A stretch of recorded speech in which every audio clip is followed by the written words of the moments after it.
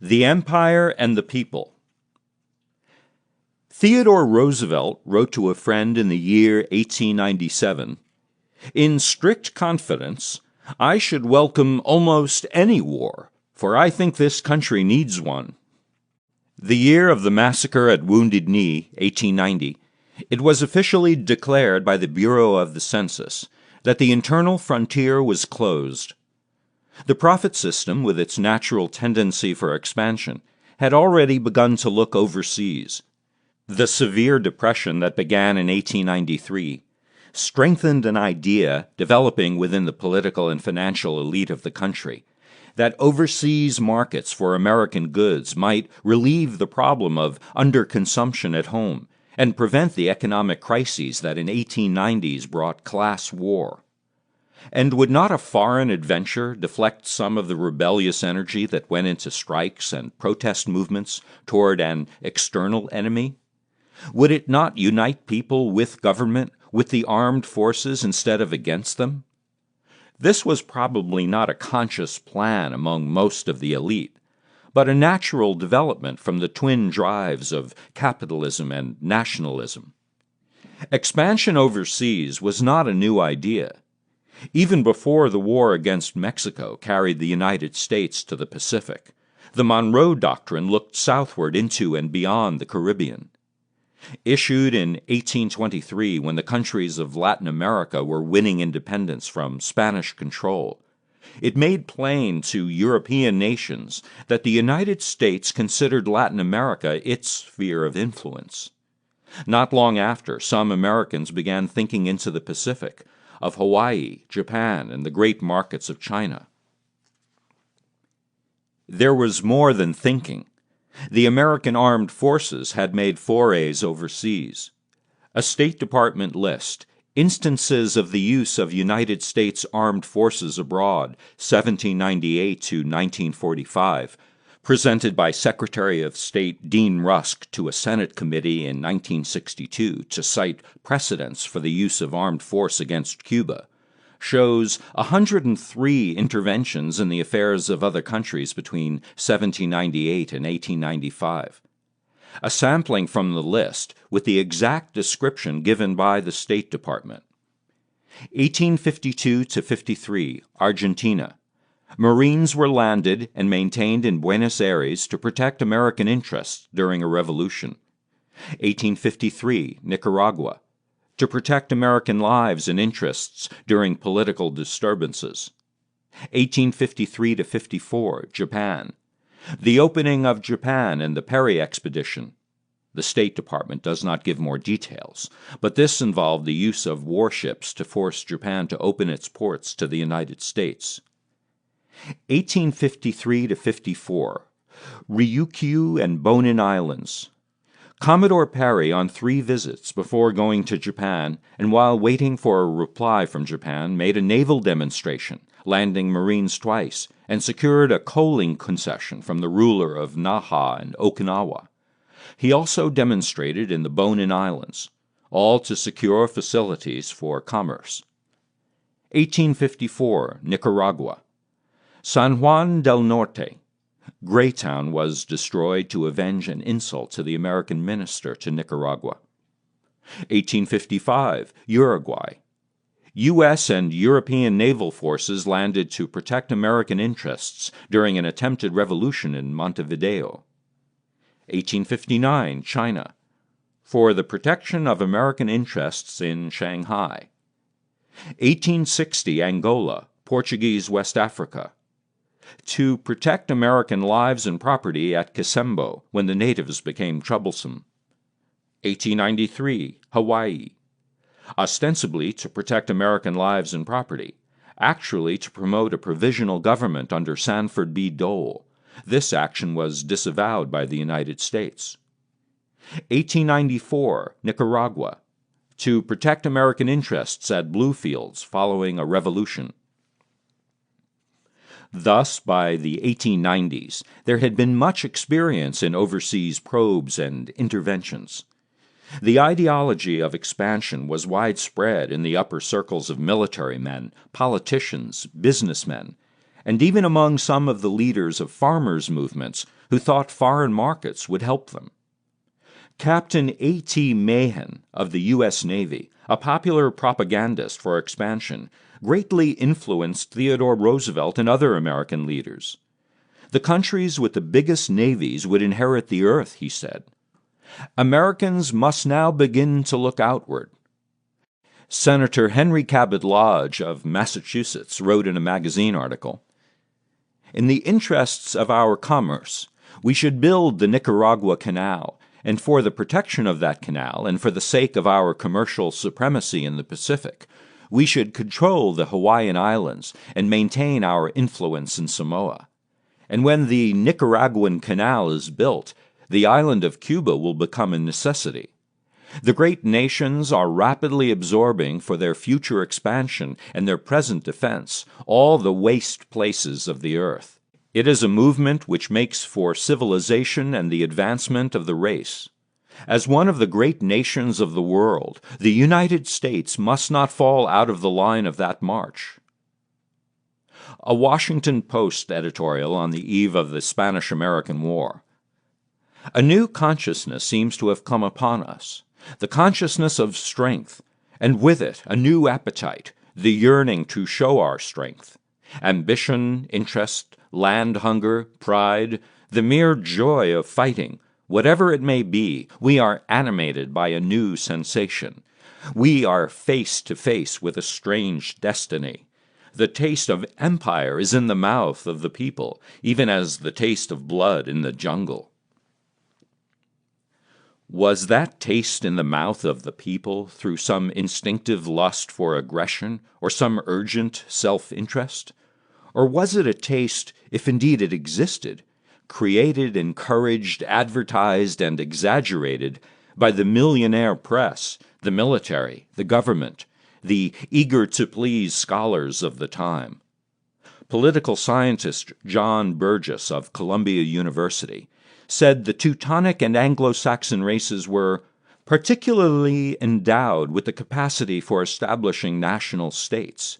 They are entrusted with the mission of conducting the political civilization of the modern world.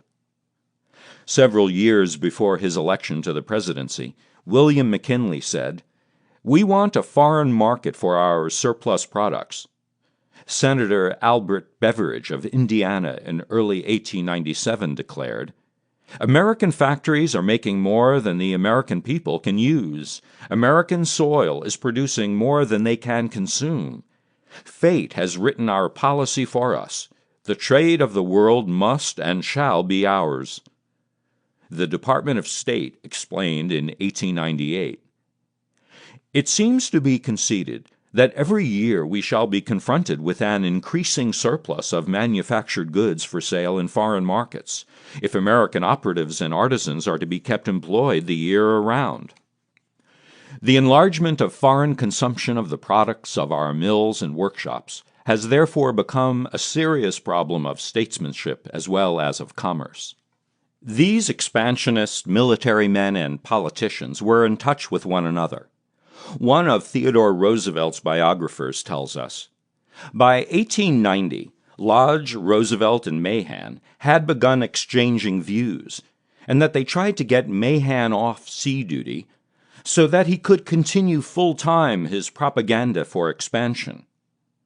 Roosevelt once sent Henry Cabot Lodge a copy of a poem by Rudyard Kipling, saying, "It was poor poetry, but good sense from the expansionist standpoint." When the United States did not annex Hawaii in 1893, after some Americans, the combined missionary and pineapple interests of the Dole family, set up their own government, Roosevelt called this hesitancy a crime against white civilization, and he told the Naval War College, "All the great masterful races have been fighting races. No triumph of peace is quite so great as the supreme triumph of war." Roosevelt was contemptuous of races and nations he considered inferior. When a mob in New Orleans lynched a number of Italian immigrants, Roosevelt thought the United States should offer the Italian government some remuneration, but privately he wrote his sister that he thought the lynching was rather a good thing, and told her he had said as much at a dinner with various Dago diplomats all wrought up by the lynching. William James, the philosopher who became one of the leading anti-imperialists of his time, wrote about Roosevelt that he gushes over war as the ideal condition of human society for the manly strenuousness which it involves, and treats peace as a condition of blubber-like and swollen ignobility, fit only for huckstering weaklings, dwelling in gray twilight, and heedless of the higher life. Roosevelt's talk of expansionism was not just a matter of manliness and heroism. He was conscious of our trade relations with China.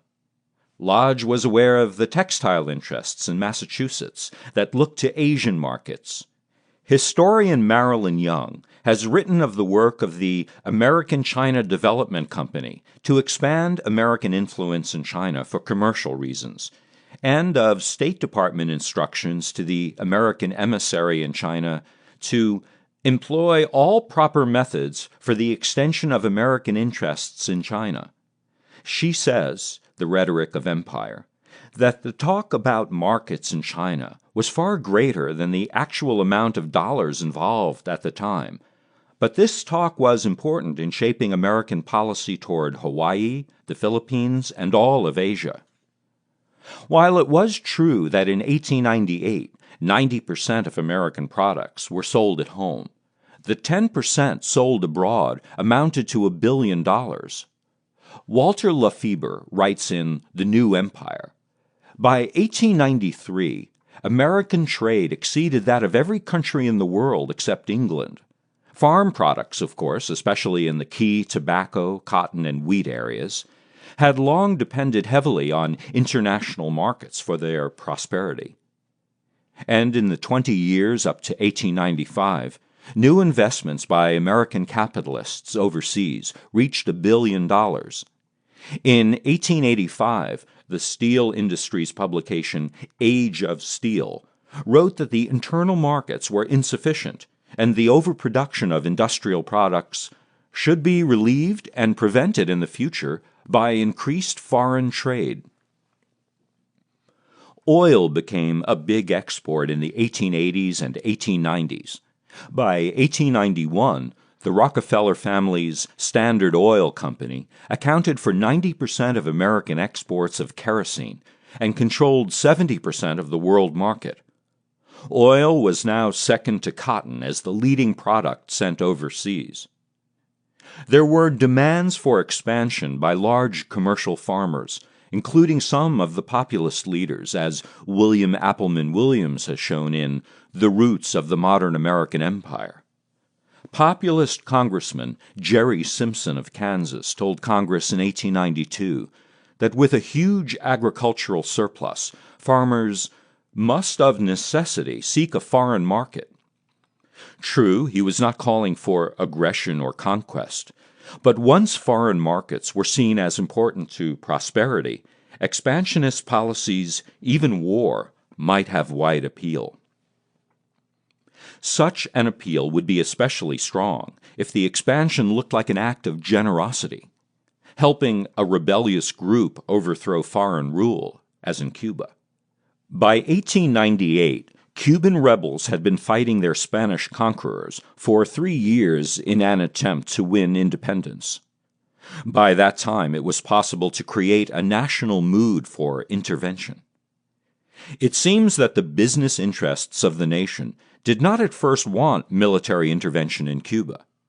American merchants did not need colonies or wars of conquest if they could just have free access to markets. This idea of an open door became the dominant theme of the American foreign policy in the 20th century. It was a more sophisticated approach to imperialism than the traditional empire building of Europe. William Appleman Williams in The Tragedy of American Diplomacy says, this national argument is usually interpreted as a battle between imperialists, led by Roosevelt and Lodge, and anti-imperialists, led by William Jennings Bryan and Carl Schurz. It is far more accurate and illuminating, however, to view it as a three-cornered fight. The third group was a coalition of businessmen, intellectuals, and politicians who opposed traditional colonialism and advocated instead a policy of an open door through which America's preponderant economic strength would enter and dominate all underdeveloped areas of the world. However, this preference on the part of some business groups and politicians for what Williams calls the idea of informal empire without war was always subject to change. If peaceful imperialism turned out to be impossible, military action might be needed. For instance, in late 1897 and early 1898, with China weakened by a recent war with Japan, German military forces occupied the Chinese port of Qingdao at the mouth of Kiaochao Bay and demanded a naval station there, with rights to railways and coal mines on the nearby peninsula of Shantung. Within the next few months, other European powers moved in on China, and the partition of China by the major imperialist powers was underway, with the United States left behind. At this point, the New York Journal of Commerce, which had advocated peaceful development of free trade, now urged old-fashioned military colonialism. Julius Pratt, a historian of U.S. expansionism, describes the turnabout. The paper, which has been heretofore characterized as pacifist, anti-imperialist, and devoted to the development of commerce in a free trade world, saw the foundation of its faith crumbling as a result of the threatened partition of China. Declaring that free access to the markets of China, with its 400 million people, would largely solve the problem of the disposal of our surplus manufactures, the journal came out not only for a stern insistence upon complete equality of rights in China, but unreservedly also for an Isthmian canal, the acquisition of Hawaii, and a material increase in the Navy, three measures which it had hitherto strenuously opposed. Nothing could be more significant than the manner in which this paper was converted in a few weeks. There was a similar turnabout in U.S. business attitudes on Cuba in 1898. Businessmen had been interested, from the start of the Cuban revolt against Spain, in the effect on commercial possibilities there. There already was a substantial economic interest in the island, which President Grover Cleveland summarized in 1896. It is reasonably estimated that at least from $30 million to $50 million of American capital are invested in the plantations and in railroad, mining, and other business enterprises on the island. The volume of trade between the United States and Cuba, which in 1889 amounted to about $64 million, rose in 1893 to about $103 million. Popular support of the Cuban Revolution was based on the thought that they, like the Americans of 1776, were fighting a war for their own liberation. The United States government, however, the conservative product of another revolutionary war, had power and profit in mind as it observed the events in Cuba. Neither Cleveland, president during the first years of the Cuban Revolt, nor McKinley, who followed, recognized the insurgents officially as belligerents. Such legal recognition would have enabled the United States to give aid to the rebels without sending an army. But there may have been fear that the rebels would win on their own and keep the United States out. There seems also to have been another kind of fear. The Cleveland administration said a Cuban victory might lead to the establishment of a white and a black republic, since Cuba had a mixture of the two races, and the black republic might be dominant. This idea was expressed in 1896 in an article in the Saturday Review by a young and eloquent imperialist whose mother was American and whose father was English, Winston Churchill. He wrote that while Spanish rule was bad and the rebels had the support of the people, it would be better for Spain to keep control. A grave danger represents itself. 2/5 of the insurgents in the field are Negroes. These men would, in the event of success, demand a predominant share in the government of the country, the result being, after years of fighting, another black republic. The reference to another black republic meant Haiti, whose revolution against France in 1803 had led to the first nation run by blacks in the New World. The Spanish minister to the United States wrote to the U.S. Secretary of State, "In this revolution, the Negro element has the most important part. Not only the principal leaders are colored men, but at least 8/10 of their supporters, and the result of the war, if the island can be declared independent, will be a secession of the black element and a black republic." As Philip Foner says in his 2-volume study, The Spanish-Cuban-American War, the McKinley administration had plans for dealing with the Cuban situation, but these did not include independence for the island. He points to the administration's instructions to its minister to Spain, Stuart Woodford, asking him to try to settle the war because it injuriously affects the normal function of business and tends to delay the condition of prosperity, but not mentioning freedom and justice for the Cubans. Foner explains the rush of the McKinley administration into war. Its ultimatum gave Spain little time to negotiate, by the fact that if the United States waited too long, the Cuban revolutionary forces would emerge victorious, replacing the collapsing Spanish regime. In February 1898, the U.S. battleship Maine, in Havana Harbor as a symbol of American interest in the Cuban events, was destroyed by a mysterious explosion and sank, with the loss of 268 men. There was no evidence ever produced on the cause of the explosion, but excitement grew swiftly in the United States, and McKinley began to move in the direction of war. Walter Lefebvre says, "The President did not want war. He had been sincere and tireless in his efforts to maintain the peace. By mid-March, however, he was beginning to discover that although he did not want war, he did want what only a war could provide, the disappearance of the terrible uncertainty in American political and economic life, and a solid basis from which to resume the building of the new American commercial empire." At a certain point in that spring, both McKinley and the business community began to see that their object, to get Spain out of Cuba, could not be accomplished without war, and that their accompanying object, the securing of American military and economic influence in Cuba, could not be left to the Cuban rebels, but could be ensured only by U.S. intervention. The New York Commercial Advertiser, at first against war, by March 10th asked intervention in Cuba for humanity and love of freedom, and above all the desire that the commerce and industry of every part of the world shall have full freedom of development in the whole world's interest. Before this, Congress had passed the Teller Amendment, pledging the United States not to annex Cuba.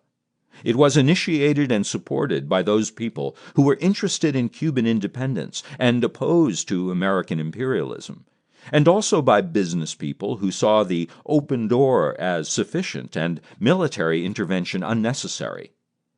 But by the spring of 1898, the business community had developed a hunger for action. The Journal of Commerce said, "The Teller Amendment must be interpreted in a sense somewhat different from that which its author intended it to bear.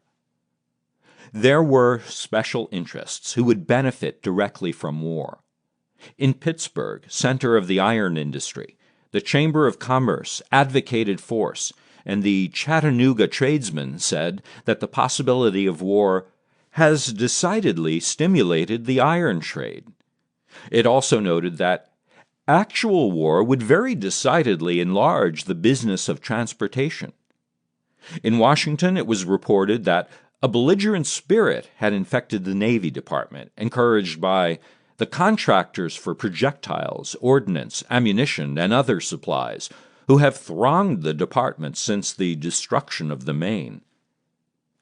Russell Sage, the banker, said that if war came, there is no question as to where the rich men stand. A survey of businessmen said that John Jacob Astor, William Rockefeller, and Thomas Fortune Ryan were feeling militant, and J.P. Morgan believed further talk with Spain would accomplish nothing. On March 21, 1898, Henry Cabot Lodge wrote McKinley a long letter saying he had talked with bankers, brokers, businessmen, editors, clergymen, and others in Boston, Lynn, and Nahant, and everybody, including the most conservative classes, wanted the Cuban question solved. Lodge reported, "They said for business, one shock and then an end was better than a succession of spasms such as we must have if this war in Cuba went on." On March 25th, a telegram arrived at the White House from an advisor to McKinley saying, "Big corporations here now believe we will have war, believe all would welcome it as relief to suspense." 2 days after getting this telegram, McKinley presented an ultimatum to Spain, demanding an armistice. He said nothing about independence for Cuba. A spokesman for the Cuban rebels, part of a group of Cubans in New York, interpreted this to mean the U.S. simply wanted to replace Spain. He responded, "In the face of the present proposal of intervention, without previous recognition of independence, it is necessary for us to go a step further and say that we must and will regard such intervention as nothing less than a declaration of war by the United States against the Cuban revolutionists." Indeed, when McKinley asked Congress for war on April 11th, he did not recognize the rebels as belligerents or ask for Cuban independence. 9 days later, Congress, by joint resolution, gave McKinley the power to intervene. When American forces moved into Cuba, the rebels welcomed them, hoping the Teller Amendment would guarantee Cuban independence. Many histories of the Spanish-American War have said that public opinion in the United States led McKinley to declare war on Spain and send forces to Cuba. True, certain influential newspapers had been pushing hard, even hysterically, and many Americans, seeing the aim of intervention as Cuban independence, and with the Teller Amendment as guarantee of this intention, supported the idea. But would McKinley have gone to war because of the press and some portion of the public? We had no public opinion surveys at that time. Without the urging of the business community? Several years after the Cuban War, the chief of the Bureau of Foreign Commerce of the Department of Commerce wrote about that period. Underlying the popular sentiment, which might have evaporated in time, which forced the United States to take up arms against Spanish rule in Cuba, were our economic relations with the West Indies and the South American republics. The Spanish-American War was but an incident of a general movement of expansion, which had its roots in the changed environment of an industrial capacity far beyond our domestic powers of consumption. It was seen to be necessary for us not only to find foreign purchasers for our goods, but to provide the means of making access to foreign markets easy, economical, and safe. American labor unions had sympathy for the Cuban rebels as soon as the insurrection against Spain began in 1895, but they opposed American expansionism. Both the Knights of Labor and the American Federation of Labor spoke against the idea of annexing Hawaii, which McKinley proposed in 1897. Despite the feeling for the Cuban rebels, a resolution calling for U.S. intervention was defeated at the 1897 convention of the AFL. Samuel Gompers of the AFL wrote to a friend, "The sympathy of our movement with Cuba is genuine, earnest, and sincere, but this does not for a moment imply that we are committed to certain adventurers who are apparently suffering from hysteria." When the explosion of the Maine in February led to excited calls for war in the press, the monthly journal of the International Association of Machinists agreed it was a terrible disaster, but it noted that the deaths of workers in industrial accidents drew no such national clamor. It pointed to the Latimer Massacre of September 10, 1897, during a coal strike in Pennsylvania. Miners marching on a highway to the Latimer mine, Austrians, Hungarians, Italians, Germans, who had originally been imported as strikebreakers, but then organized themselves, refused to disperse, whereupon the sheriff and his deputies opened fire, killing 19 of them, most shot in the back, with no outcry in the press.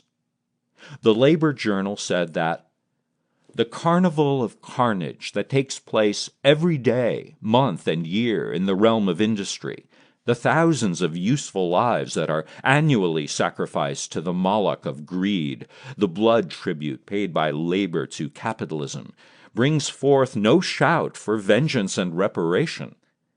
Death comes in thousands of instances in mill and mine, claims his victims, and no popular uproar is heard. The official organ of the Connecticut AFL, the Craftsman, also warned about the hysteria worked up by the sinking of the Maine. A gigantic and cunningly devised scheme is being worked ostensibly to place the United States in the front rank as a naval and military power. The real reason is that the capitalists will have the whole thing, and when any working men dare to ask for the living wage, they will be shot down like dogs in the streets. Some unions, like the United Mine Workers, called for U.S. intervention after the sinking of the Maine, but most were against war. The treasurer of the American Longshoremen's Union, Bolton Hall, wrote a peace appeal to labor, which was widely circulated. If there is a war, you will furnish the corpses and the taxes, and others will get the glory. Speculators will make money out of it, that is, out of you. Men will get high prices for inferior supplies, leaky boats, for shoddy clothes and pasteboard shoes, and you will have to pay the bill. And the only satisfaction you will get is the privilege of hating your Spanish fellow workmen, who are really your brothers, and who have had as little to do with the wrongs of Cuba as you have. Socialists opposed the war. One exception was the Jewish Daily Forward. The People, newspaper of the Socialist Labor Party, called the issue of Cuban freedom a pretext and said the government wanted war to distract the attention of the workers from their real interests. The Appeal to Reason, another socialist newspaper, said the movement for war was a favorite method of rulers for keeping the people from redressing domestic wrongs. In the San Francisco Voice of Labor, a socialist wrote, "It is a terrible thing to think that the poor workers of this country should be sent to kill and wound the poor workers of Spain merely because a few leaders may incite them to do so." But after war was declared, Foner says, the majority of the trade unions succumbed to the war fever. Samuel Gompers called the war glorious and righteous, and claimed that 250,000 trade unionists had volunteered for military service. The United Mine Workers pointed to higher coal prices as a result of the war and said, "The coal and iron trades have not been so healthy for some years past as at present." The war brought more employment and higher wages, but also higher prices. Foner says, not only was there a startling increase in the cost of living, but in the absence of an income tax, the poor found themselves paying almost entirely for the staggering costs of the war through increased levies on sugar, molasses, tobacco, and other taxes.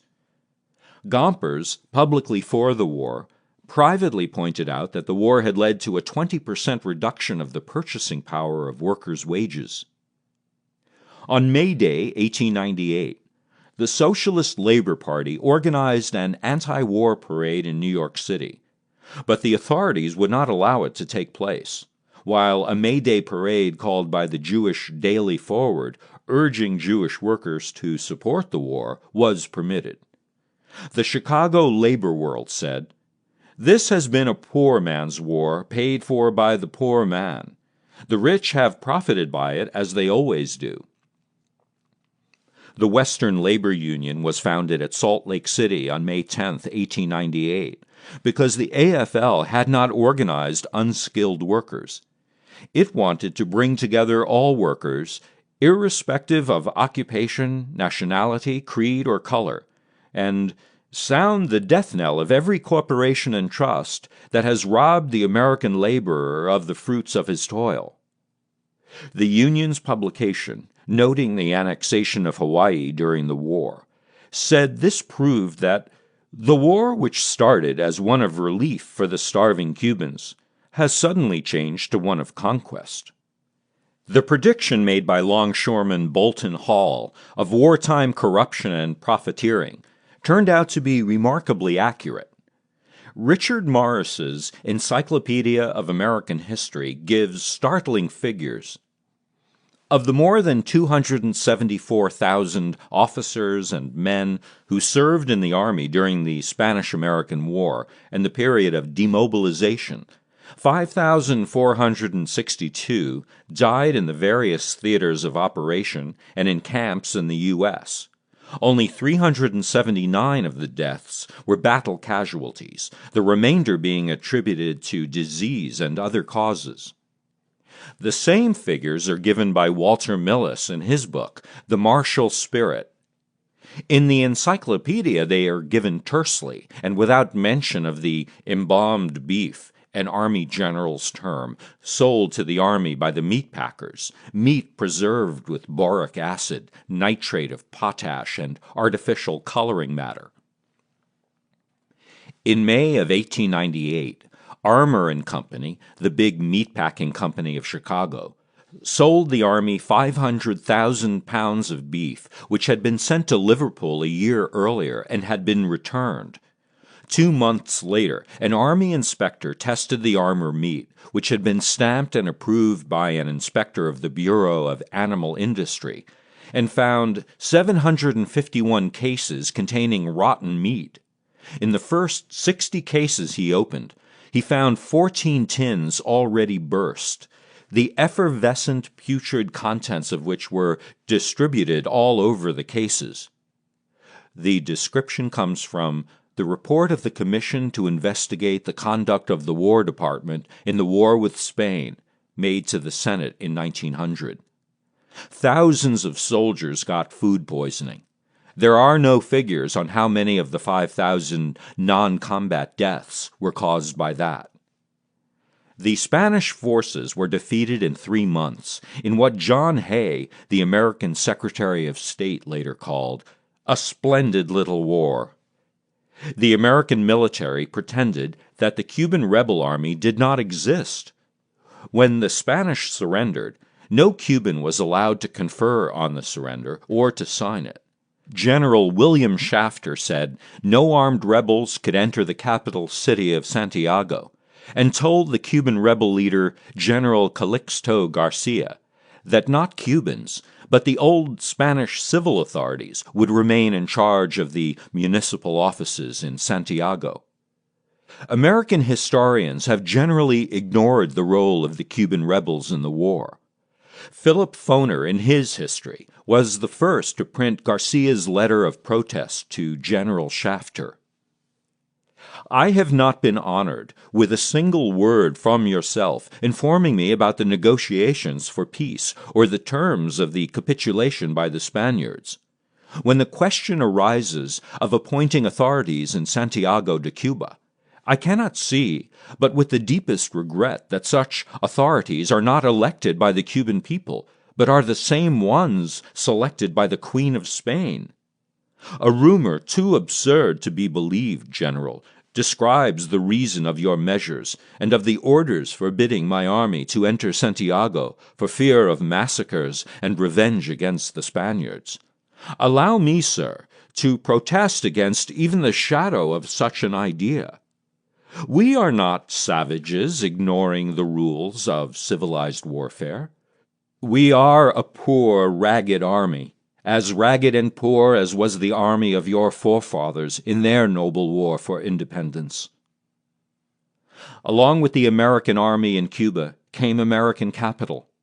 Foner writes, even before the Spanish flag was down in Cuba, U.S. business interests set out to make their influence felt. Merchants, real estate agents, stock speculators, reckless adventurers, and promoters of all kinds of get-rich schemes flocked to Cuba by the thousands. 7 syndicates battled each other for control of the franchises for the Havana Street Railway, which were finally won by Percival Farquhar, representing the Wall Street interests of New York. Thus, simultaneously with the military occupation, began commercial occupation. The Lumbermen's Review, spokesman for the lumber industry, said in the midst of the war, "The moment Spain drops the reins of government in Cuba, the moment will arrive for American lumber interests to move into the island for the products of Cuban forests. Cuba still possesses 10 million acres of virgin forest abounding in valuable timber, nearly every foot of which would be saleable in the United States and bring high prices." Americans began taking over railroad, mine, and sugar properties when the war ended. In a few years, $30 million of American capital was invested.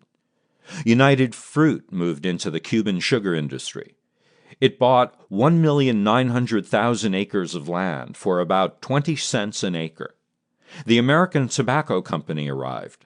By the end of the occupation, in 1901, Foner estimates that at least 80% of the export of Cuba's minerals were in American hands, mostly Bethlehem steel. During the military occupation, a series of strikes took place.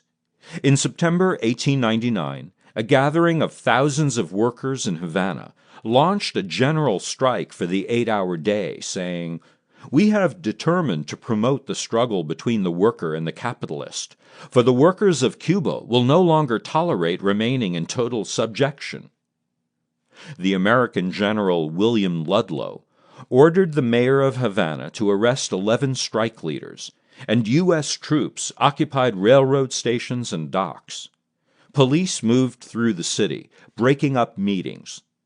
But the economic activity of the city had come to a halt. Tobacco workers struck, printers struck, bakers went on strike.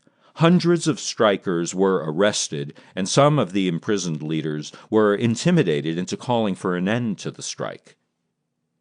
The United States did not annex Cuba, but a Cuban Constitutional Convention was told that the United States Army would not leave Cuba until the Platt Amendment, passed by Congress in February 1901, was incorporated into the new Cuban Constitution.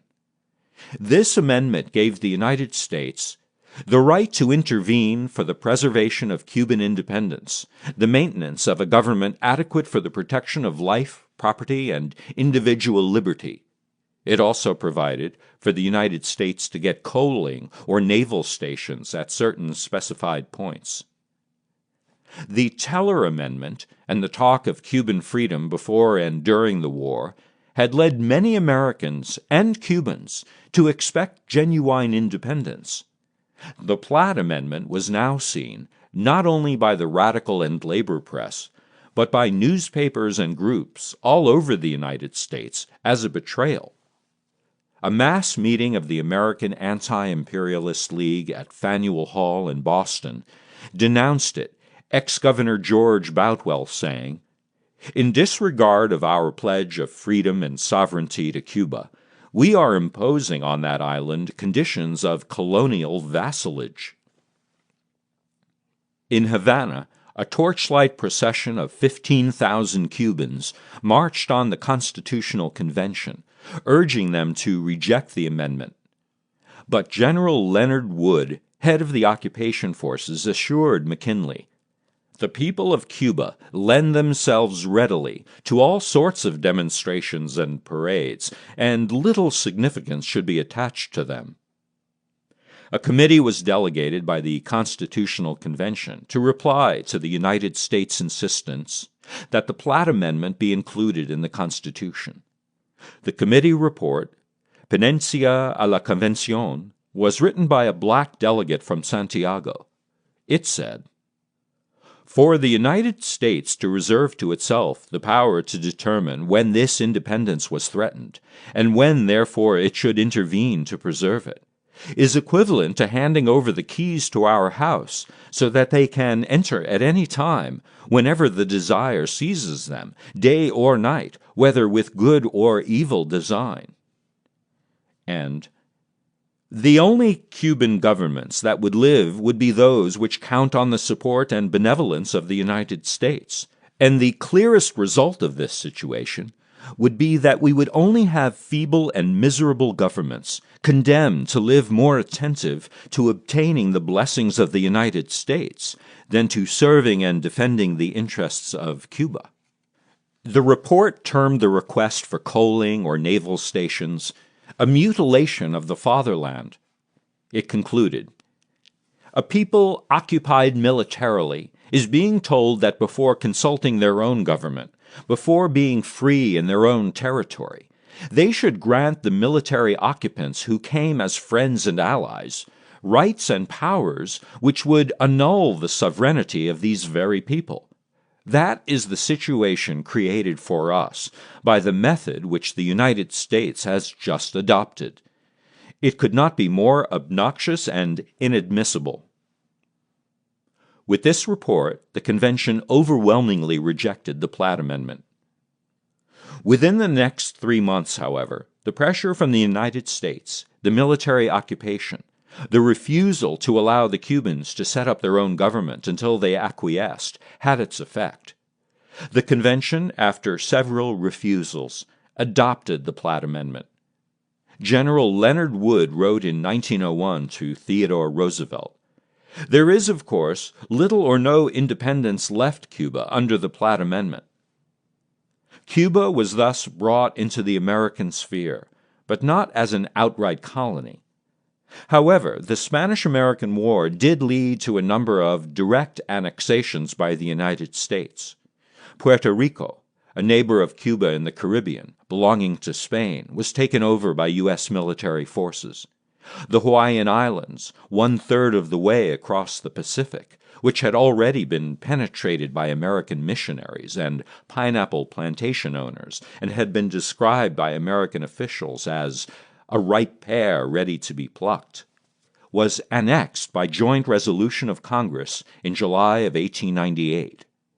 Around the same time, Wake Island, 2,300 miles west of Hawaii, on the route to Japan, was occupied. And Guam, the Spanish possession in the Pacific, almost all the way to the Philippines, was taken. In December of 1898, the peace treaty was signed with Spain, officially turning over to the United States Guam, Puerto Rico, and the Philippines for a payment of $20 million. There was heated argument in the United States about whether or not to take the Philippines. As one story has it, President McKinley told a group of ministers visiting the White House how he came to his decision.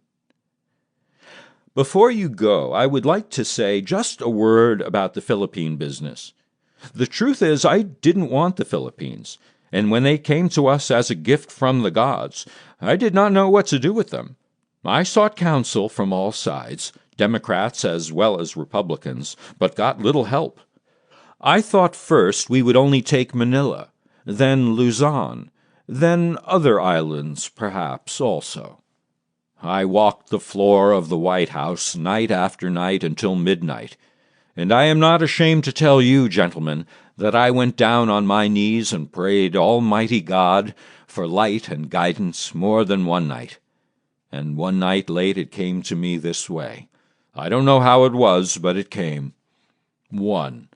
That we could not give them back to Spain. That would be cowardly and dishonorable. 2. That we could not turn them over to France or Germany, our commercial rivals in the Orient. That would be bad business and discreditable. 3. that we could not leave them to themselves. They were unfit for self-government, and they would soon have anarchy and misrule over there worse than Spain's was. And four, that there was nothing left for us to do but to take them all and to educate the Filipinos and uplift and civilize and Christianize them, and by God's grace do the very best we could by them as our fellow men for whom Christ also died. And then I went to bed and went to sleep and slept soundly. The Filipinos did not get the same message from God. In February 1899, they rose in revolt against American rule, as they had rebelled several times against the Spanish. Emilio Aguinaldo, a Filipino leader who had earlier been brought back from China by U.S. warships to lead soldiers against Spain, now became leader of the insurrectos fighting the United States. He proposed Filipino independence within a U.S. protectorate, but this was rejected.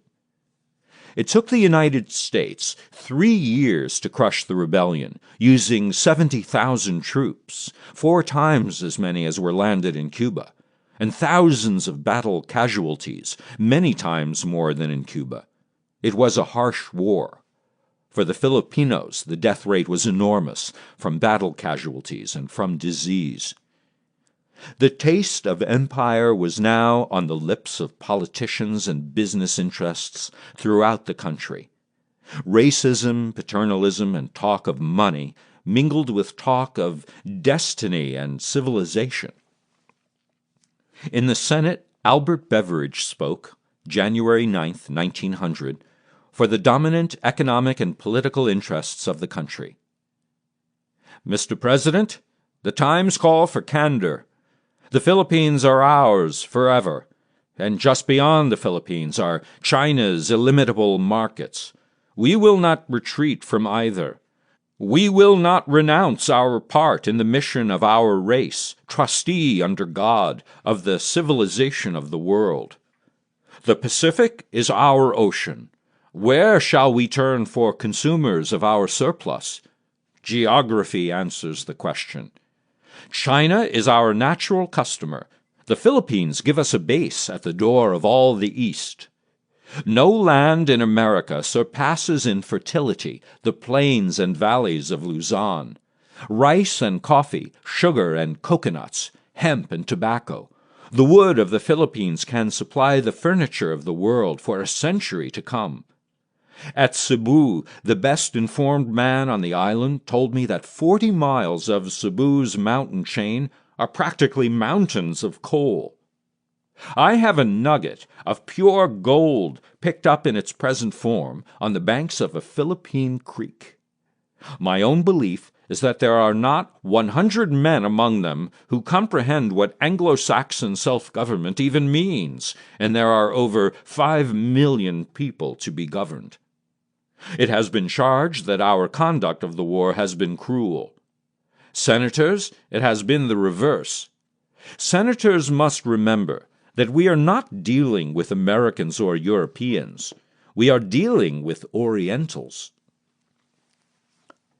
The fighting with the rebels began, McKinley said, when the insurgents attacked American forces. But later, American soldiers testified that the United States had fired the first shot. After the war, an Army officer, speaking in Boston's Faneuil Hall, said his colonel had given him orders to provoke a conflict with the insurgents. In February 1899, a banquet took place in Boston to celebrate the Senate's ratification of the peace treaty with Spain. President McKinley himself had been invited by the wealthy textile manufacturer W.B. Plunkett to speak. It was the biggest banquet in the nation's history. 2,000 diners, 400 waiters. McKinley said that no imperial designs lurk in the American mind. And at the same banquet, to the same diners, his Postmaster General, Charles Emery Smith, said that what we want is a market for our surplus. William James, the Harvard philosopher, wrote a letter to the Boston Transcript about the cold pot grease of McKinley's cant at the recent Boston banquet, and said the Philippine operation reeked of the infernal adroitness of the great department store, which has reached perfect expertness in the art of killing silently, and with no public squalling or commotion, the neighboring small concerns. James was part of a movement of prominent American businessmen, politicians, and intellectuals who formed the Anti-Imperialist League in 1898 and carried on a long campaign to educate the American public about the horrors of the Philippine War and the evils of imperialism. It was an odd group. Andrew Carnegie belonged, including anti-labor aristocrats and scholars, united in a common moral outrage at what was being done to the Filipinos in the name of freedom. Whatever their differences on other matters, they would all agree with William James' angry statement, "God damn the U.S. for its vile conduct in the Philippine Isles." The Anti-Imperialist League published the letters of soldiers doing duty in the Philippines. A captain from Kansas wrote, Caloocan was supposed to contain 17,000 inhabitants. The 20th Kansas swept through it, and now Caloocan contains not one living native. A private from the same outfit said he had, with my own hand, set fire to over 50 houses of Filipinos after the victory at Caloocan. Women and children were wounded by our fire. A volunteer from the state of Washington wrote, Our fighting blood was up and we all wanted to kill niggers. This shooting human beings beats rabbit hunting all to pieces. It was a time of intense racism in the United States. In the years between 1889 and 1903, on the average, every week, 2 Negroes were lynched by mobs, hanged, burned, mutilated. The Filipinos were brown-skinned, physically identifiable, strange-speaking, and strange-looking to Americans. To the usual indiscriminate brutality of war was thus added the factor of racial hostility. In November 1901, the Manila correspondent of the Philadelphia Ledger reported, The present war is no bloodless opera bouffe engagement. Our men have been relentless, have killed to exterminate men, women, children, prisoners, and captives, active insurgents and suspected people, from lads of 10 up. The idea prevailing that the Filipino as such was little better than a dog. Our soldiers have pumped salt water into men to make them talk, and have taken prisoners people who held up their hands and peacefully surrendered, and an hour later, without an atom of evidence to show that they were even insurrectos, stood them on a bridge and shot them down one by one, to drop into the water below and float down as examples to those who found their bullet-loaded corpses. Early in 1901, an American general returning to the United States from southern Luzon said, 1/6 of the natives of Luzon have either been killed or have died of the dengue fever in the last few years. The loss of life by killing alone has been very great, but I think not one man has been slain except where his death has served the legitimate purposes of war. It has been necessary to adopt what in other countries would probably be thought harsh measures. Secretary of War Elihu Root responded to the charges of brutality. The war in the Philippines has been conducted by the American Army with scrupulous regard for the rules of civilized warfare, with self-restraint and with humanity never surpassed. In Manila, a Marine named Littletown Waller, a major, was accused of shooting 11 defenseless Filipinos without trial on the island of Samar. Other Marine officers described his testimony. The major said that General Smith instructed him to kill and burn, and said that the more he killed and burned, the better pleased he would be, that it was no time to take prisoners, and that he was to make Samar a howling wilderness. Major Waller asked General Smith to define the age limit for killing, and he replied, "Everything over 10." In the province of Batangas, the secretary of the province estimated that of the population of 300,000, 1/3 had been killed by combat, famine, or disease. Mark Twain commented on the Philippine War. "We have pacified some thousands of the islanders and buried them, destroyed their fields, burned their villages, and turned their widows and orphans out of doors, furnished heartbreak by exile to some dozens of disagreeable patriots, subjugated the remaining 10 millions by benevolent assimilation, which is the pious new name of the musket. We have acquired property in the 300 concubines and other slaves of our business partner, the Sultan of Sulu, and hoisted our protecting flag over that swag. And so, by these providences of God," and the phrase is the government's, not mine, "we are a world power." American firepower was overwhelmingly superior to anything the Filipino rebels could put together.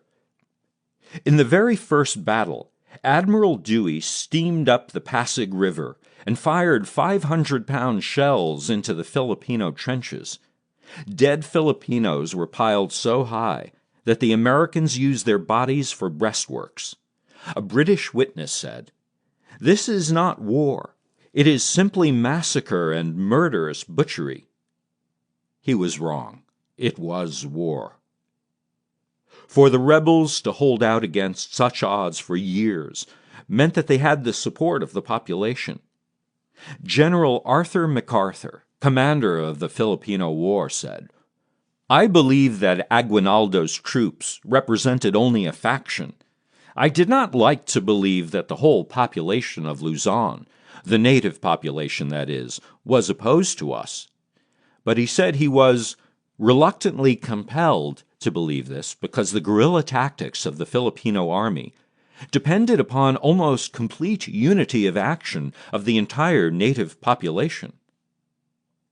Despite the growing evidence of brutality and the work of the Anti-Imperialist League, some of the trade unions in the United States supported the action in the Philippines.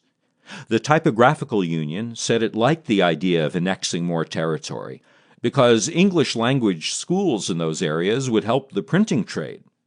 The publication of the glassmakers saw value in new territories that would buy glass.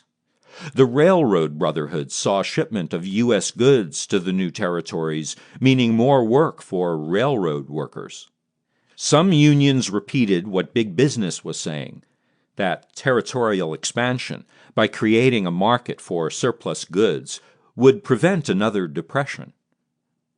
On the other hand, when the Leather Workers Journal wrote that an increase in wages at home would solve the problem of surplus by creating more purchasing power inside the country, the Carpenters Journal asked, "How much better off are the working men of England through all its colonial possessions?" The National Labor Tribune, publication of the iron, steel, and tin workers, agreed that the Philippines were rich with resources, but added, "The same can be said of this country. But if anybody were to ask you if you owned a coal mine, a sugar plantation, or railroad, you would have to say no. All those things are in the hands of the trusts, controlled by a few." When the Treaty for Annexation of the Philippines was up for debate in Congress in early 1899, the central labor unions of Boston and New York opposed it. There was a mass meeting in New York against annexation. The Anti-Imperialist League circulated more than 1 million pieces of literature against taking the Philippines. Foner says that while the League was organized and dominated by intellectuals and business people, a large part of its 500,000 members were working-class people, including women and blacks. Locals of the League held meetings all over the country. The campaign against the treaty was a powerful one, and when the Senate did ratify it, it was by 1 vote. The mixed reactions of labor to the war lured by economic advantage, yet repelled by capitalist expansion and violence, ensured that labor could not unite either to stop the war or to conduct class war against the system at home. The reactions of black soldiers to the war were also mixed. There was the simple need to get ahead in a society where opportunities for success were denied the black man, and the military life gave such possibilities. There was race pride, the need to show that blacks were as courageous, as patriotic as anyone else. And yet there was, with all this, the consciousness of a brutal war fought against colored people, a counterpart of the violence committed against black people in the United States. Willard Gatewood, in his book, Smoked Yankees and the Struggle for Empire, reproduces and analyzes 114 letters to Negro newspapers written by black soldiers in the period 1898 to 1902. The letters show all those conflicting emotions. Black soldiers encamped in Tampa, Florida, ran into bitter race hatred by white inhabitants there. And then, after they fought with distinction in Cuba, Negroes were not rewarded with officers' commissions. White officers commanded black regiments. Negro soldiers in Lakeland, Florida, pistol-whipped a drugstore owner when he refused to serve one of them, and then, in a confrontation with a white crowd, killed a civilian. In Tampa, a race riot began when drunken white soldiers used a Negro child as a target to show their marksmanship. Negro soldiers retaliated, and then the streets ran red with Negro blood, according to press dispatches. 27 Negro soldiers and 3 whites were severely wounded. The chaplain of a black regiment in Tampa wrote to the Cleveland Gazette, "Is America any better than Spain? Has she not subjects in her very midst who are murdered daily without a trial of judge or jury? Has she not subjects in her own borders whose children are half fed and half clothed because their father's skin is black? Yet the Negro is loyal to his country's flag." The same chaplain, George Prioleau, talks of black veterans of the Cuban War unkindly and sneeringly received in Kansas City, Missouri. He says that these black boys, heroes of our country, were not allowed to stand at the counters of restaurants and eat a sandwich and drink a cup of coffee, while the white soldiers were welcomed and invited to sit down at the tables and eat free of cost. But it was the Filipino situation that aroused many blacks in the United States to militant opposition to the war.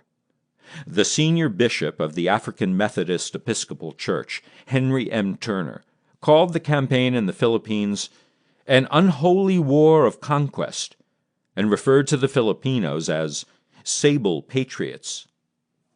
There were 4 black regiments on duty in the Philippines. Many of the black soldiers established rapport with the brown-skinned natives on the islands and were angered by the term nigger used by white troops to describe the Filipinos. An unusually large number of black troops deserted during the Philippines campaign, Gatewood says. The Filipino rebels often addressed themselves to the colored American soldier in posters, reminding them of lynchings back home, asking them not to serve the white imperialist against other colored people. Some deserters joined the Filipino rebels. The most famous of these was David Fagan of the 24th Infantry.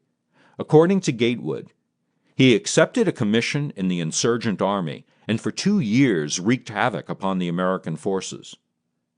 From the Philippines, William Sims wrote, "I was struck by a question a little Filipino boy asked me, which ran about this way. Why does the American Negro come to fight us where we are much a friend to him and have not done anything to him? He is all the same as me, and we all the same as you. Why don't you fight those people in America who burn Negroes, that make a beast of you?" Another soldier's letter of 1899. "Our racial sympathies would naturally be with the Filipinos. They are fighting manfully for what they conceive to be their best interests. But we cannot, for the sake of sentiment, turn our back upon our own country. Patrick Mason, a sergeant in the 24th Infantry, wrote to the Cleveland Gazette, which had taken a strong stand against annexation of the Philippines. Dear Sir, I have not had any fighting to do since I have been here, and don't care to do any. I feel sorry for these people and all that they have come under the control of the United States. I don't believe they will be justly dealt by. The first thing in the morning is the nigger, and the last thing at night is the nigger. You are right in your opinions. I must not say much, as I am a soldier. A black infantryman named William Fulbright wrote from Manila in June 1901 to the editor of a paper in Indianapolis, "This struggle on the islands has been naught but a gigantic scheme of robbery and oppression." Back home, while the war against the Filipinos was going on, a group of Massachusetts Negroes addressed a message to President McKinley. "We, the colored people of Massachusetts, in mass meeting assembled, have resolved to address ourselves to you in an open letter, notwithstanding your extraordinary, your incomprehensible silence on the subject of our wrongs. You have seen our sufferings, witnessed from your high place our awful wrongs and miseries, and yet you have at no time and on no occasion opened your lips on our behalf. With one accord, with an anxiety that wrenched our hearts with cruel hopes and fears, the colored people of the United States turned to you when Wilmington, North Carolina, was held for 2 dreadful days and nights in the clutch of a bloody revolution, when Negroes, guilty of no crime except the color of their skin and a desire to exercise the rights of their American citizenship, were butchered like dogs in the streets of that ill-fated town for want of federal aid which you would not and did not furnish. It was the same thing with that terrible ebullition of mob spirit at Phoenix, South Carolina, when black men were hunted and murdered, and white men, these were white radicals in Phoenix, shot and driven out of that place by a set of white savages. We looked in vain for some word or some act from you. And when you made your southern tour a little later, and we saw how cunningly you catered to Southern race prejudice, how you preached patience, industry, moderation to your long-suffering black fellow citizens, and patriotism, jingoism, and imperialism to your white ones. The patience, industry, and moderation preached to blacks, the patriotism preached to whites, did not fully sink in. In the first years of the 20th century, despite all the demonstrated power of the state, large numbers of blacks, whites, men, women became impatient, immoderate, unpatriotic.